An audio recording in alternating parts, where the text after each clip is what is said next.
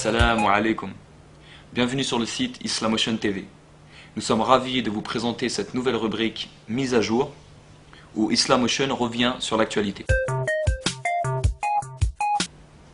Lundi 31 mai 2010, 9 personnes, dont 8 Turcs et un ressortissant américain, ont été assassinés sur le navire Mavi Marmara de la flottille de la Liberté, qui était composé de 700 humanitaires pacifistes et désarmés, provenant de 42 pays, qui transportaient de l'aide destinée à Gaza pour tenter de forcer le blocus injuste, illégal, imposé par Israël sur 1,5 million de Gazaouis. Les relations entre la Turquie et Israël se sont ensuite envenimées, particulièrement après les conclusions des autopsies qui indiquent que les hommes assassinés ont été abattus principalement à bout portant par des balles de 9 mm.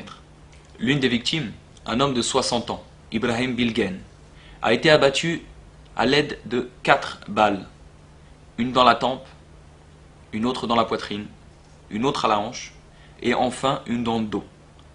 Fulkan Dogan, 19 ans, a quant à lui reçu 5 balles, une au visage, une à l'arrière de la tête, à 2 reprises au niveau des jambes et une fois dans le dos, à une distance de moins de 45 cm.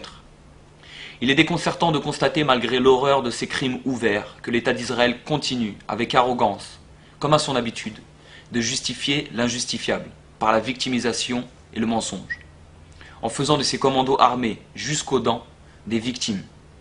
Il est en effet légitime, de la part des humanitaires, de se défendre d'une intrusion illégale et violente, qui plus est, a eu lieu dans les eaux internationales. Les 6 présumés assassins du vigile Saïd Bourarache, Allah yarhamou, malmenés et frappés à mort, seuls face à un groupe de jeunes juifs sionistes armés, mardi 30 mars à la fermeture du magasin de bricolage dont il assurait la sécurité, ne sont toujours pas condamnés, voire même certains ont quitté le territoire, pour un crime raciste et lâche que les médias et les politiques passent volontairement sous silence, à comparer avec l'affaire Inan Halimi, qui a fait la une de tous les médias, et ce durant une longue période, et a même fait sortir les ministres dans les rues de Paris. Ces 2 affaires mettent en évidence qu'il existe bel et bien en France des citoyens de seconde zone et d'autres ayant des privilèges notables. Samedi 5 juin, une forte mobilisation en faveur du peuple palestinien a amené plus de 70 000 personnes à manifester dans les rues des grandes villes de France. Malgré le tollé national et international, il est très peu probable que les choses changent au Moyen-Orient.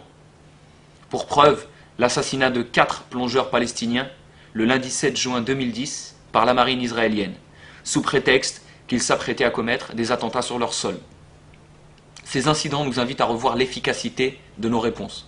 Quant à l'arrogante surdité sioniste, n'est-il pas préférable d'axer sur l'éducation et de notre véritable identité plutôt que de défiler avec des personnes de tous bords?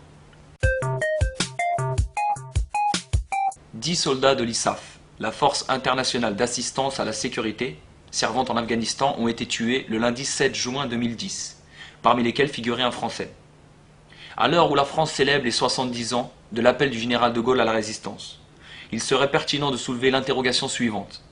Pourquoi appelle-t-on résistants les Français qui ont lutté contre l'occupation allemande et terroristes les Afghans qui luttent contre l'occupation occidentale?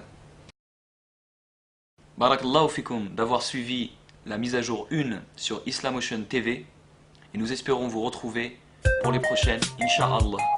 Assalamu alaikum.